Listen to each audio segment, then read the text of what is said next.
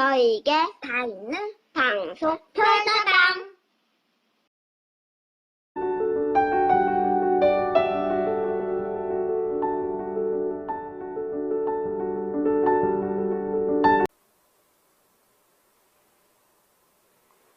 안녕하십니까.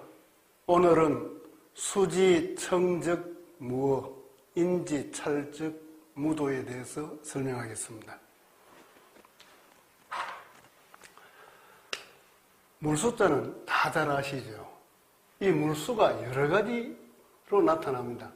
단독으로 쓰일 때는 이렇게 되고, 삼수변에 갈 때는 이렇게 되고, 또 밑에 갈 때는 이렇게 모양이 바뀝니다.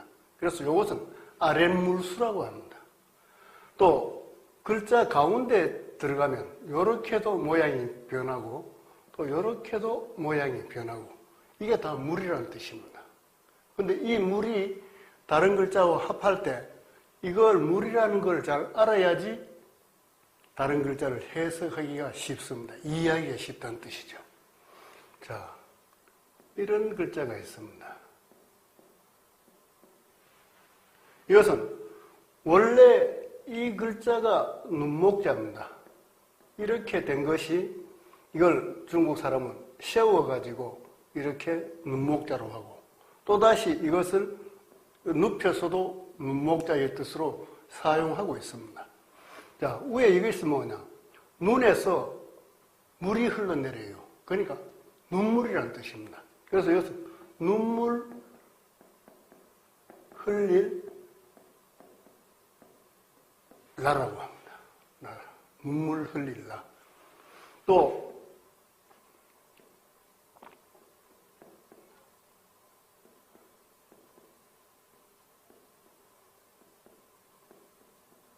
이것은 몸에서 물이 나오는 겁니다.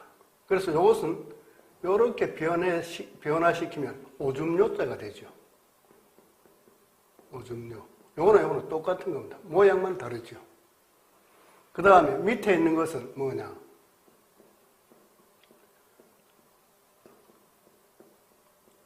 요거는 나라 이름 촉, 위오 촉 할 때 나라 이름으로 사용하기 때문에 나라 이름 촉이라고 하는데 원래 뜻은 나비,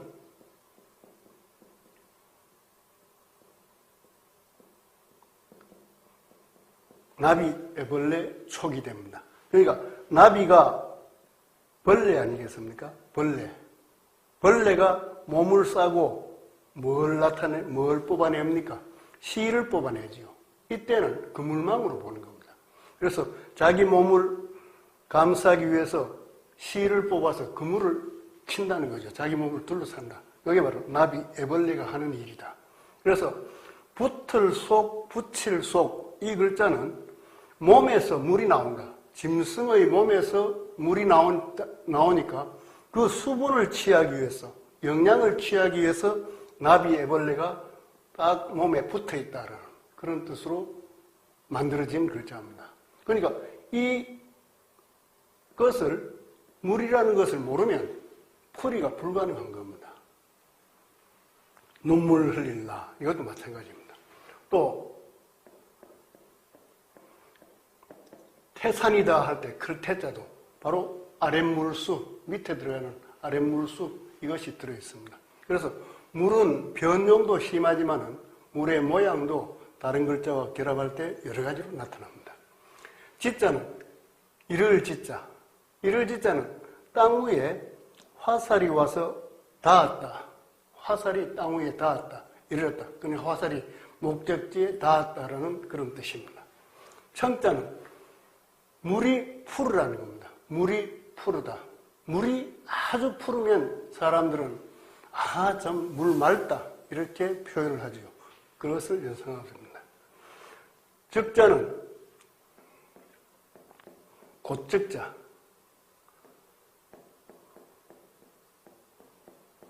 곧적자. 또 이것이 법칙이다 할 때는 법칙칙자가 됩니다. 법칙이라 할 때는 법칙칙. 본받는다. 법칙은 본받아야 되겠죠. 그래야 법에 걸리지 않습니다. 그래서 본받을 칙.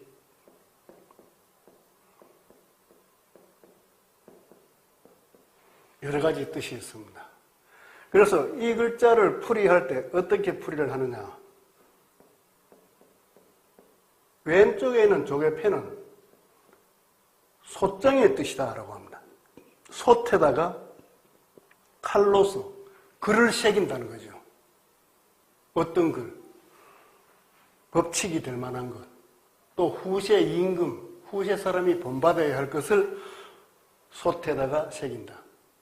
중국에는 구정이 황제의 나라에는 9개, 제후의 나라에는 7개의 정이 있다 이렇게 되어 있습니다. 그래서 그 솥에다가 글자를 새기는데 법칙이 될 만한 것, 또 본받아야 될 것을 새긴다는 거죠. 근데 이것을 곧 새겨야 됩니다. 바로 새겨야지 안 잊어버리고 전할 수 있겠죠. 그래서 그런 뜻을 두루 갖추고 있는 글자가 고적자, 법칙칙자입니다. 근데 이 글자를 이렇게 소정과 칼도로 나누어서 설명도 가능한데 저는 이것을 어떻게 재미있게 생각을 하느냐. 조개가 생겼다. 조개는 폐물 아닙니까? 조개패. 그러면 칼로 곧 나눠야 된다 이겁니다. 곧 나눠라. 또 법칙에 맞게 나눠라. 또 본받을 수 있도록 뒷사람들이 참 잘 나누었다 라고 본받을 수 있도록 나누어라라는 뜻이 이 글자 약자 속에는 들어있다라고 보는 겁니다. 그래서 조개, 돈이 생겼다, 폐물이 생겼다. 그걸 여러 사람이 봤다. 그럼 같이 딱 나눠라. 법칙에 맞게 나눠라. 바로 나눠라. 왜? 혼자 갖고 있으면 지 혼자 하고 싶어지는 그런 마음이 생기기 때문에 바로 이 글자가 주는 재미있는 이야기를 만들 수 있습니다. 무자는 없을 무자. 집을 지어놨습니다. 불화자, 불을 질러버렸어요. 그러니까 타고 없다라는 뜻입니다. 불화자가 있는 것도 없을 무자의 옛날 글자입니다. 이 점이 4개 찍혀 있으니까 이것은 맨 불화지만은 연화발이라고 합니다. 연화발이라고 하는 것은 이을 연자, 불화자, 발. 불이 이어져 있다. 불 하나, 둘, 셋, 넷. 불이 많이 이어져 있는데 이것이 밑에 있기 때문에 발이라고 이야기하는 겁니다. 발, 연화발. 어자는 물고기 어자. 아까 이것은 앞에서는 사람이다라고 했는데 물고기 어자에서는 이것은 물고기 머리, 이거는 물고기 몸, 물고기의 꽁지, 지느러미 아니고 끝부분 이런 것을 나타내서 전체가 물고기를 본뜬 상형문자가 되는 겁니다. 그래서 수지청적 무어라는 것은 물이 지극히 맑으면 고기가 못 산다. 고기가 없다는 겁니다. 1급수 이상 특급수가 있는지 모르겠는데 그렇게 맑은 물에는 고기가 없다. 고기가 살 수 없다는 뜻입니다. 그러니까 고기가 살려고 해도 1급수에 사는 고기가 있고 2급수에 사는 고기가 있고 3급수에 사는 고기가 있다라는 것을 가르쳐주는 글입니다.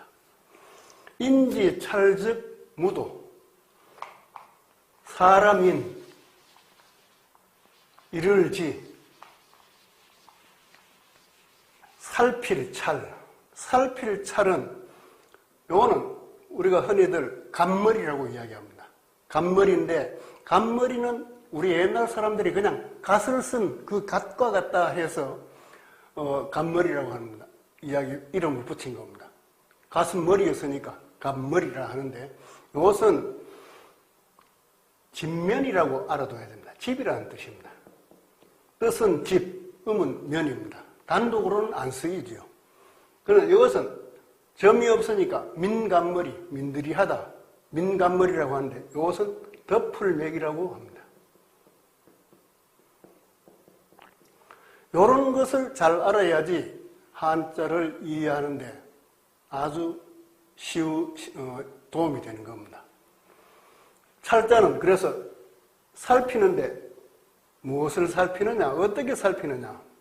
밑에 있는 것이 제사제자입니다. 제사제자. 제사를 지내듯이 살펴라. 제사는 왜 지냅니까? 조상이, 귀신이, 조상신이 내려오시기 때문에 제사를 지내는 거 아닙니까? 그러니까 집에서 제사 지내듯이 하라. 그게 바로 살핀다는 거죠. 그렇게 살펴라. 오래 전에 한 4, 50년 전에만 해도 집에서 제사가 있다면 식기도 닦고 문종이도 뜯어서 다시 바르고 또 마당도 쓸고 또 빨랫줄, 마당에 있는 빨랫줄도 걷고 방 안에 있는 빨래 넣는 그런 줄도 걷고 하는 그런 것을 미덕으로 미풍으로 삼았다는 거죠. 근데 지금은 뭐 그런 게 사라졌습니다. 빨랫줄도 없고 뭐 다 그러는 겁니다. 그러나 제사 지내듯이 집에서 살피라라는 뜻이 있습니다. 제사 제자는 이것은 고기 육자입니다. 육다룰이라고 하는데 고기 육자를 이렇게 쓰고 있습니다. 오른쪽에 있는 것은 이렇게 되어 있지만 이것은 또우자입니다. 또우자는 손의 뜻이 있습니다. 고기를 손으로 얻는다는 뜻입니다. 어디에? 요거는 귀신이, 조상신이 앉는 곳이라 이렇게 보면 됩니다. 거기에다가 조상신이 와 있다는 뜻입니다. 앉아 있다. 조상신이 앉아 있는 제상에 고기를 얻는다. 그래서 제사 지낼 때 고기 없이 제사를 못 지내는 거 맞죠? 그래서 제사 제자는 고기를 손으로 그 조상이 있는 상 위에 얹어 놓는다. 제상에 올린다라는 뜻을 갖고 있습니다. 그래서 살필 찰자는 조상신이 온다. 우리가 조상신에게 최대한 성의를 다 보여야 된다. 그렇기 위해서 집안을 다 골고루 살핀다. 라는 뜻으로 생각하시면 됩니다. 곧즉, 무. 요거는 없을무, 무리도자입니다. 무리도자는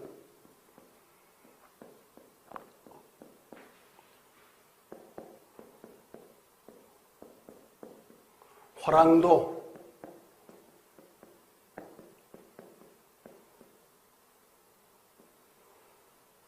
또 맨손도, 손에 아무것도 없다. 맨손도, 다만도, 여러 가지 뜻이 있습니다.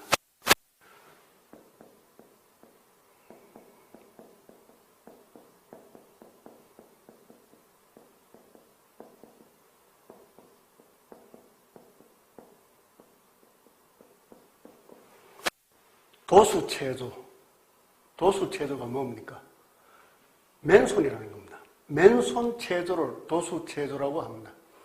나이 드신 분은 군에 가서 이거 많이 했습니다. 도수체조. 국군 도수체조 1번부터 16번까지. 이렇게 해서 맨손으로 그냥 하는 체조가 바로 도수체조입니다.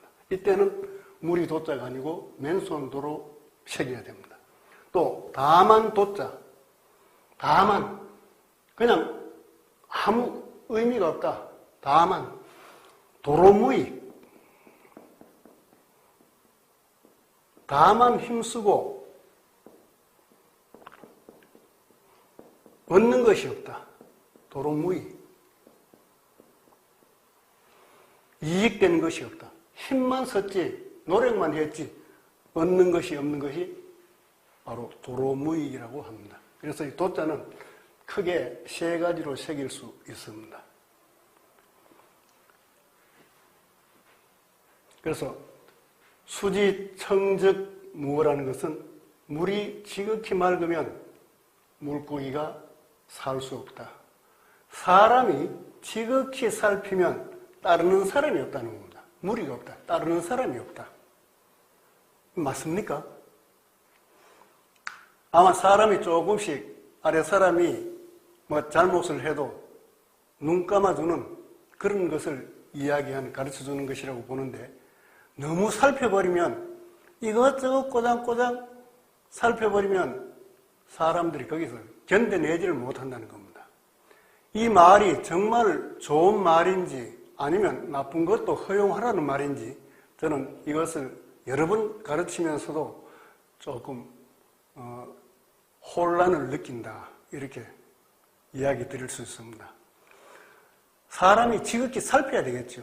살피고 자기 자신을 더 지극히 살펴야 되고 그래서 나쁜 일을 안 하도록 하고, 다른 사람들은 조금 관용을 베풀어서 조금 부족해도 넘어가 줄 수 있는, 또 눈 감아 줄 수 있는, 못 본 척 해줄 수 있는 그런 마음을 가지라고 하는 것이 바로 인지, 찰즉, 무도가 가르쳐주는 뜻이라고 봅니다. 어느 것을 취할지 이것은 여러분들이 판단하시기 바랍니다. 오늘은 여기까지 하겠습니다. 감사합니다.